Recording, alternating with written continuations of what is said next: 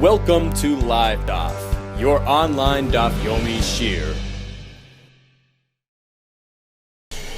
Shalom Aleichem, welcome back to today's Daf Hayomi Maseches ARACHIN Daf Lamed Daled, the last and final Daf of our Berder Masechta. Says the Gemara Tanu Rabbanan, 3 lines from the top. We had part of this discussion a couple of days ago, so it's a nice review. Pasuk says, Kistei Achirim, Lakoyin Tiachuzosai. So this pasuk is actually speaking about a situation where a person donated a sadeh achuzah, a personal, family farm. Come Yovel, he hadn't bought it back. It goes to the Kohanim free of charge. The pasuk seems to be drawing something from Sdei Achirim, which is a field that you donated to the Kohanim directly. It's a form of donation to Kohanim Achirim, right? So we make this correlation. Kis Sdei Achirim, Lakoyen Teachuzasei. Our field is given to the Kohanim just like as Sdei Achirim is given to the Kohanim. Matam Aloymar, what's the message? What are we learning? What are we importing from Sdei Achirim over to the Sdei Achuzah being distributed to the Kohanim? Matam Aloymar. The answer is like this. Minayin, how do we know about the following case? Lakoyen Shehigdish Sdei Charmoi. A fellow gave his field to the Kohanim. Okay? Cherma Kohanim. So now a Kohen got the Sdei Achirim and he decided, you know what? I'm just a Kohen, I'm not a farmer. He gave his field to the Hegdish. Minayin L'Kohen Shehigdish Sdei Charmoi. A Kohen took the Sdei Achirim that he got from Yisrael and turned it over to the Hegdish. Perhaps he can argue and say, look, what happens when Yovel arrives? It's slated for distribution to the Kohanim. Guess what? I'm a Kohen. Leave it by me. Shelo Yomer, you can't claim. Hoil, since, in any case, v'yoytze l'Kohanim, it's going to be given to the Kohanim, it's already in the hands of a Kohen. Just leave it. V'arehi tachas yadi. It's in my possession. Teishali, leave it by me. Let me have it. V'dinu, look, plain logic. B'shel achirim ani zoiche. If I can access others' properties, meaning, let's say, a Yisrael is Magdash's field, Kam Yovel is distributed to Kohanim, so a Kohen has a right to access fields of others. B'shel atzmin l'kolshkin. Certainly, wouldn't you agree that I can just hold on to my own? Talmud Bavli comes to pasuk. V'haya sadeh b'tzeisah v'yev kodesh Hashem k'stei achirim. What's the pasuk messaging us? What's the lesson? It seems like we're learning something from Sdei Achirim to Sdei Achuzah. Exactly the opposite. What exactly are we learning from the Sdei Achirim over to Sdei Achuzah? Me'ata. So clearly, it's going in the other direction. It appears like Sdei Achirim is teaching something to Sdei Achuzah, and just the opposite. He's learning from us. How? Makish Sdei Chermoi l'Sdei Achuzah shel Yisrael. The Torah now is comparing the Sadeh Achirim that the Kohen has in his possession to the Sdei Achuzah b'Yisrael. In what way? Just like over there, we have an established system. Mas Sdei Achuzah shel Yisrael, just like if Yisrael donated a family farm. And Rashi adds, what happened later? A Kohen came, picture this. Yisrael donated a field to Hegdish. A Kohen came and bought it out of Hegdish. Now comes Yovel. We have an established system that the Kohen has taken, the field is taken out of the Kohen's possession and given to the Kohen. We have this discussed back in the Chafei. It's a given, it's a fact. Mas Sdei Achuzah shel Yisrael, just like over there, the Kohen gives it up. Umiz chalekes le Kohanim, and distributed to the Kohanim. Av Sadeh Charmoi, likewise. A Sadeh Achirim, which was granted to the Kohen by the Yisrael directly, comes Yovel, he doesn't hold on to it. Yoytze metachas yodai umiz chalekes lecha v'Kohanim. So if the Kohen got the field, and as we said before, he took the field and he was magdash it, he can't say, well, in any case, come Yovel, goes to the Kohanim, I'm also a Kohen. No. Yoytze metachas yodai, he has to give it up, umiz chalekes lecha v'Kohanim, given to the Kohanim for distribution. Amar. Let's go back and reanalyze this fellow's position. What's he claiming to begin with? In any case, it goes to the Kohanim, leave it by me. Yeah, big difference. When a field is given to the Kohanim, it's given to which Kohanim? The ones that are the local mishmar, who are serving the Beis HaMikdash at that point. it's divided equally amongst all the members of the Mishmar. How does that compare to your claim of full ownership? Why would you have the right to hold on to the whole thing? Omar, let's go back and review his claim. Right, just like I can get other people's property, meaning if I'm part of the Mishmar, I'm entitled to a piece of a field that was donated by Israel. Certainly, I should just keep my own. Huge difference. You want a full field now. How do you compare? There he's just getting a sliver together with the rest of the Kayanim. Here he's attempting to grab the whole field. How do you compare the two things? No, there's still a need to discuss this, to preempt this fellow's claim. Why? There's room to think. We have a pasuk. Let's say a kohen decides to bring a carbon. Does he have to give it to the Mishmar people, the ones that are in the rotation to take and to divide? No.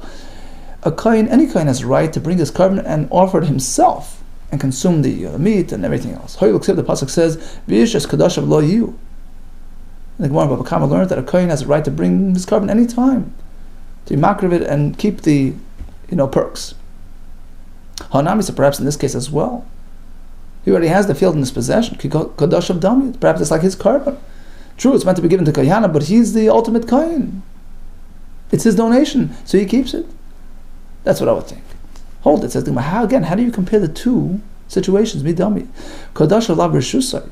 A carbon that he offers, it's not his item. Rashi explains, he's not getting it because he had it. He's getting it because he took it, brought it to Mizbeach, was makriv, was involved in the effort of the akrabas, and he has a right to garner all the dividends from Hashem's Mizbeach.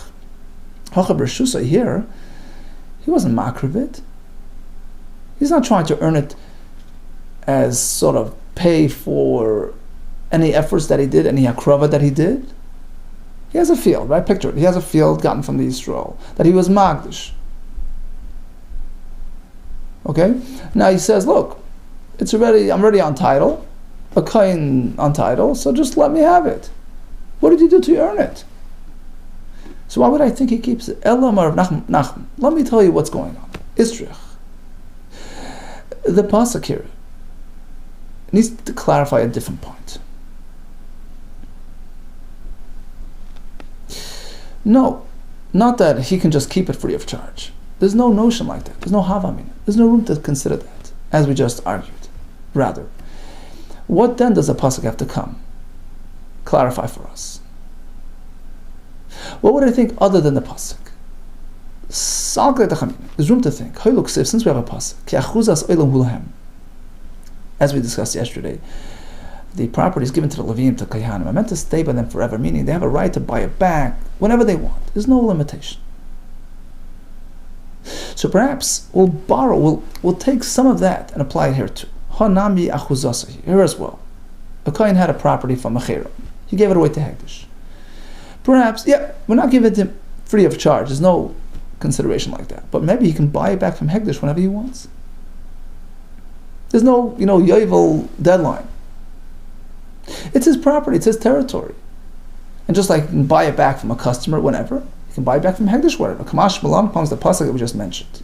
That equates ste'acherem to ste'achuz, to tell you. Just like by the ste'achuz of Yisrael. So Yisrael took his field and was magdish it, comes Yovel, goes to the Kayanim. Likewise, in this case as well. A property that a Kohen acquired through a cherem, he gave it to the Hekdesh. Unless he buys it back quickly, he's going to lose it. Come Yovel, go to the Kayanim. And although the pasuk says achuzasoi, that the territories of the Levim and the Kayanim are meant to stay by them forever, and they have limitless buyback rights. Achuzasoi, his personal estate, his family property, yes, of course. But chermoi, but not this property which he acquired through a cherem system, which he got donated from Yisrael. In that case, he doesn't have endless, limitless, timeless buyback rights. Okay, so let's just recap. We have this pasuk. Ste'acherem is equated to ste'achuza, just like over there it goes to the Kayhanim here as well. What's the point of the pasuk? We have two approaches. Either to preempt any claim of just retainment, hold it, don't give it to the Kayhanim. I'm already a Kohen, leave it by me. According to Rav Nachman, in contrast to a typical situation where the Kohen and Levi can buy back and redeem back their fields anytime, that's when it's personal estate, personal property. As opposed to a field which he got from a Yisrael, in this case, if he's Magdash it, he doesn't quickly turn around and buy it back from Hegdash, Kam Yovel, he has to give it up. Hadran Allah Chamecher, so there you slika lo Masechas Erchen. What a beautiful Masechta. Thank you very much for joining. It's been an honor and a pleasure and a schus to learn together with a Geshmak. Just thinking, Masechas Erchen is primarily focused on value, specifically. In the beginning of the Masechta, about the value, the inherent value of a Yid, as prescribed by the Torah, set rates, set values. And it's interesting that discussion, where do we find it discussed in the Torah? It's in Parshas B'chukoisai, in close proximity to the Teichacha, which discusses admonishment, punishment, consequences for all kinds of deviations. And you have to think, what's the connection? Why is it that the Torah places the Parsha of Erechim, which discusses personal value, chashivas of a yid, of a neshama, right next to the Parsha of Teichacha? Perhaps it's to impart a message that yes, we stumble at times, we deviate, we sin, we experience deficiencies of all types. But nevertheless, one should never take it to heart. One should never allow those experiences to diminish one's own personal self-value. A person still can maintain his self-esteem, his self-worth, because an neshama of a yid has eternal, unchangeable value in the eyes of Hashem, and that is very much demonstrated in the halachos, in the parsha of Erech, where every person is granted a set, specific, fixed value, irrespective of his spiritual standing, irrespective of his past experiences. And that's because we're so valuable in the eyes of Hashem. Our neshama remains where it was, and where it always will be, a part of Hashem, with eternal and enduring value. One of the Gdei Chasidus used to say that just as important as it is to have emunah of Hashem, it's the first and foremost, but also just as important to have emunah in oneself, believe in yourself and your value, and your abilities and your potential, and the fact that you're a part of Hashem and designated and called up by Hashem, so to speak, to fulfill a very specific personal mission. And if you couldn't succeed, Hashem wouldn't give it to you, right? So perhaps that's the lesson that we learn from Maseches Erechim, the value, the chashivas, the uniqueness of every single one of us. May we be able to actualize our potential to its fullest, the simcha, the tzedakah, the shmaya, gesund, with machas, with bracha, v'atzlacha always. Thank you, mazel tov.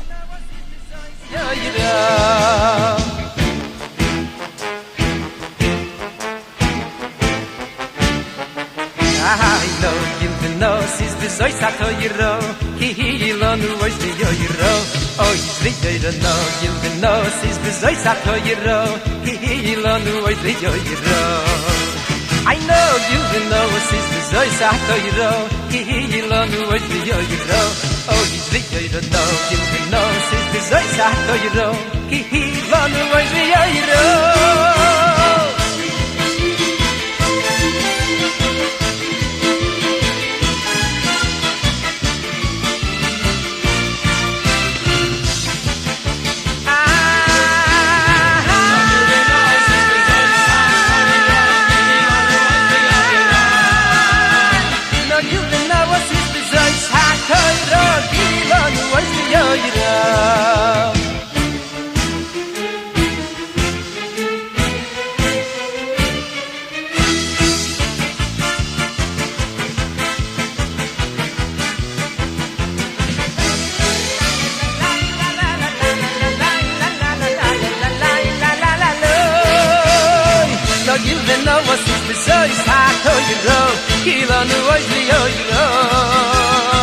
No, you know what is